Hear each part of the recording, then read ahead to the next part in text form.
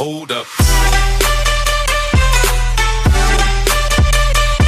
Yeah. Swirl. Tout le monde, aujourd'hui on se retrouve pour parler d'un sujet un peu plus sérieux que les autres, on va dire un peu plus informatif. Et donc aujourd'hui nous allons parler de l'histoire de Clash of Clans. Nous allons commencer par le commencement. Clash of Clans est un jeu populaire, disponible sur iPod, iPhone, iPod, Android et Google Play, créé par Supercell.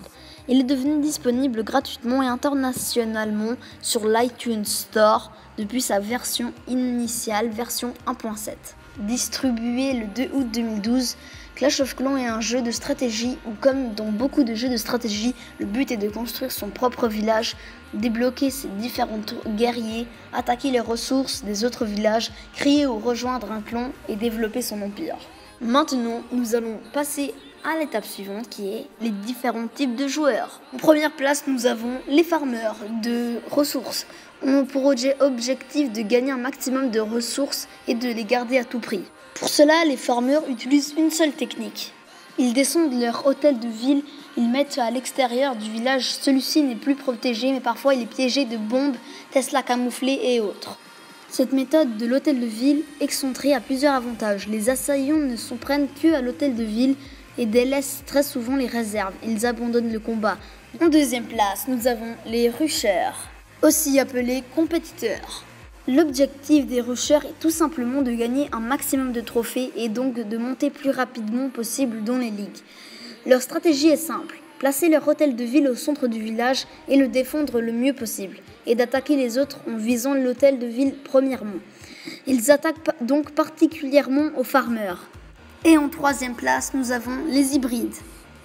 Les joueurs hybrides sont un mélange entre les farmers et les rushers, ou plutôt ils se situent entre les deux. Ils peuvent être aussi considérés comme les joueurs normaux. Ils souhaitent aussi progresser en trophée, mais aussi protéger leurs ressources. Leur hôtel de ville est généralement situé au milieu du village, en tout cas, il est bien protégé ainsi que leurs réserves. Ils sont tous deux protégés par des remparts et des bâtiments de défense, canons, mortiers, etc. Je tenais à le préciser, ce type de joueur est le type de joueur le plus fréquent. Au bout de 6 heures de jeu, le message « Vous avez trop joué trop longtemps, vos villageoises ont besoin de repos » s'affiche « Faites hoc ». L'information « Vous allez être déconnecté dans quelques minutes » s'affiche en rouge devant votre village.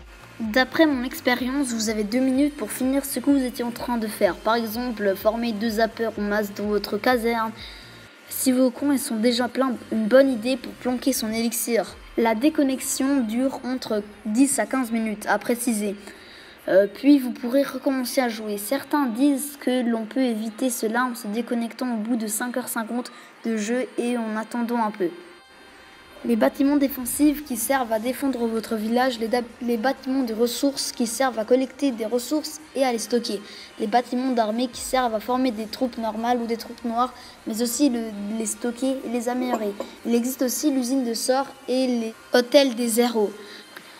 Et nous avons aussi les bâtiments autres qui ne concernent que l'hôtel de ville, le château de clan, les décorations et les obstacles. Maintenant, parlons un peu de l'influence que Clash of Clans a sur vous. Nous pouvons dire que Clash of Clans est un jeu qui est programmé comme par exemple Twitter ou Facebook. C'est une sorte d'application dont on ne peut pas se passer. Donc je vais vous expliquer ça un peu plus clairement. On va dire que vous venez de commencer Clash of Clans, vous êtes un petit village, mais vous avez directement commencé à vous améliorer grâce aux games qui vous ont fourni au début du jeu. Donc vous allez vous dire « Oh, c'est trop bien !» Donc vous allez essayer de continuer et devenir de plus en plus puissant. Vous allez commencer à avoir un plus en plus beau Vivi. Et donc vous ne pourrez plus vous enlacer car vous serez puissant. Et vous gagnerez presque tout le temps car vous n'aurez pas beaucoup de trophées. Et donc au moment où vous passerez en mode rusher, vous verrez la vérité en face. Car vous allez gagner de trophées, vous tomberez sur de plus en plus gros Vivi que vous. Car personne n'est plus fort que l'un de l'autre sur Clash of Clans. C'est à ce moment que les gens arrêtent et abandonnent Clash of Clans. Je vous rappelle que ces informations sont tirées d'internet et ne peuvent pas forcément être vraies. Donc sur cette dernière information, je vous laisse. Ciao tout le monde!